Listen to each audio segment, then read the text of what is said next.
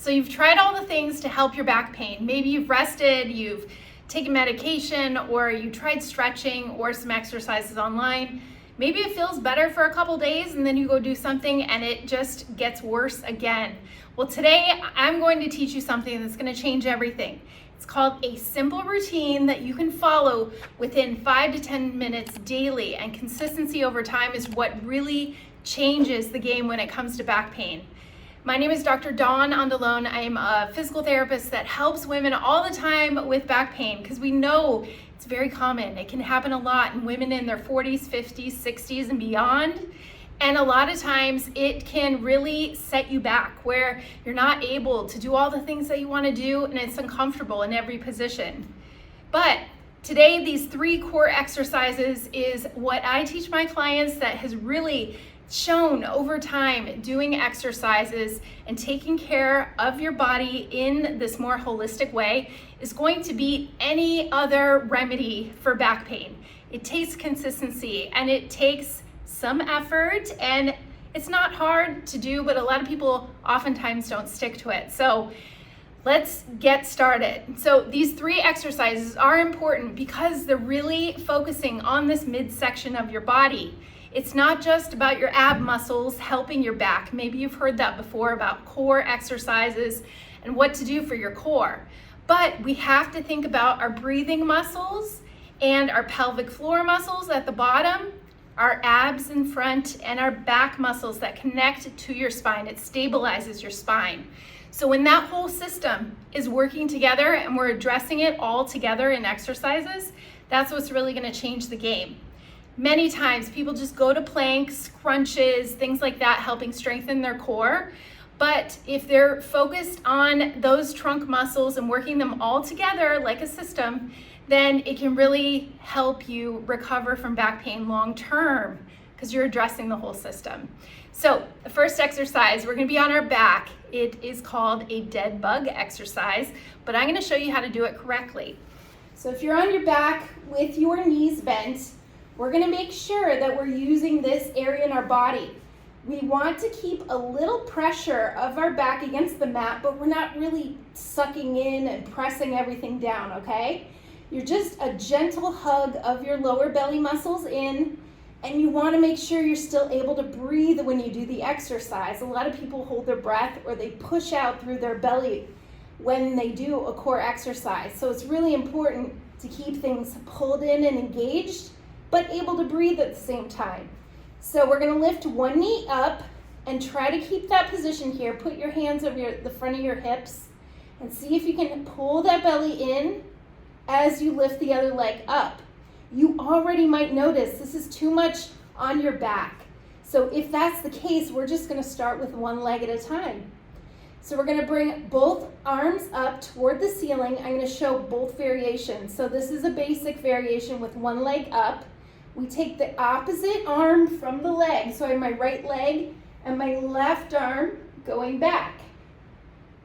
And I'm going to extend them away from the trunk, but I'm going to breathe at the same time. That's the tricky part. You want to exhale as you extend the arm and leg behind you. So that would be more of a beginner version.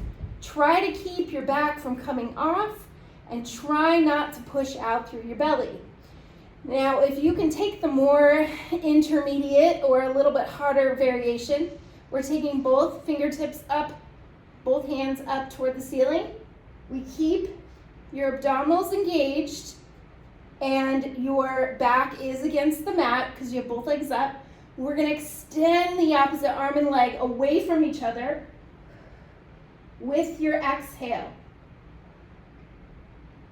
Make sure you're breathing at the same time. That's the most important part. If you feel like you're getting too much tension in your back or you can't hold yourself there, then you definitely have to do the one leg version and then work up to the 2 leg version. But that's the first one, is called a dying bug or dead bug exercise. Okay, the next one we're going to be on our side, and we are going to do a variation of a side plank, but we're going to stack our knees on top of each other. Our hips are in line with each other, and we put our weight through one arm. So We're gonna lift our hips off the floor. So that way you are using this whole side of your body. It's a great way to really get the one side of your body activating and working the muscles down your trunk on one side. Once again, we have to breathe while we do it. We don't just clench and hold our breath. If that is too challenging for you and you can't hold it here or can't lift, no problem. We're gonna try with coming up on our hand, and that might be a little bit more basic for you, might be easier to hold it there.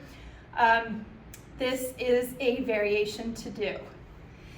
But we're gonna hold that, and you're gonna try to hold for at least 20 seconds or so.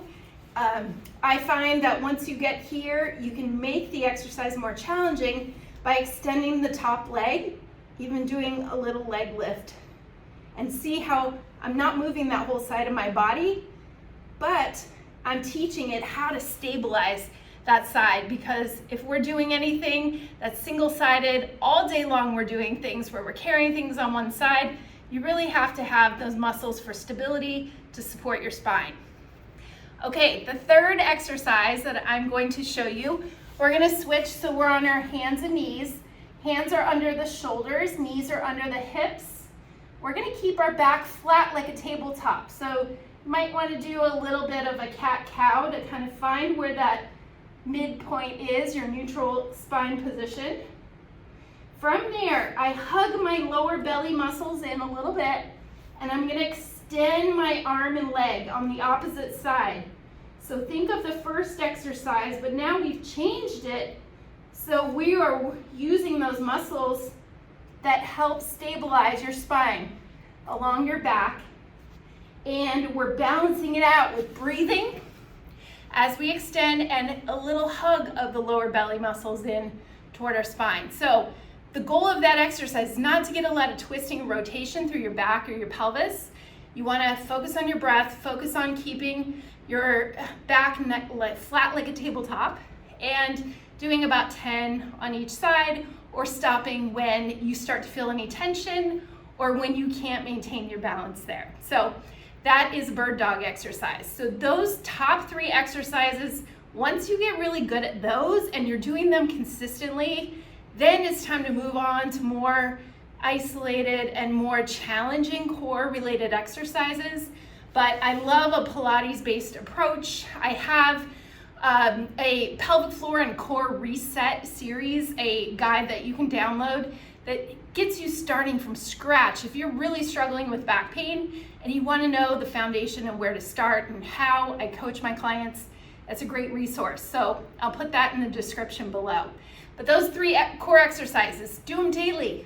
They will get easier over time. They will help your back feel more stabilized and allow you to sit longer and have more challenging activities come your way without setting you back 10 steps. So I hope you found this video helpful. Stay on this channel, watch the next video, all about other things that you can do to help your back pain and resolve it for good. Thanks for watching.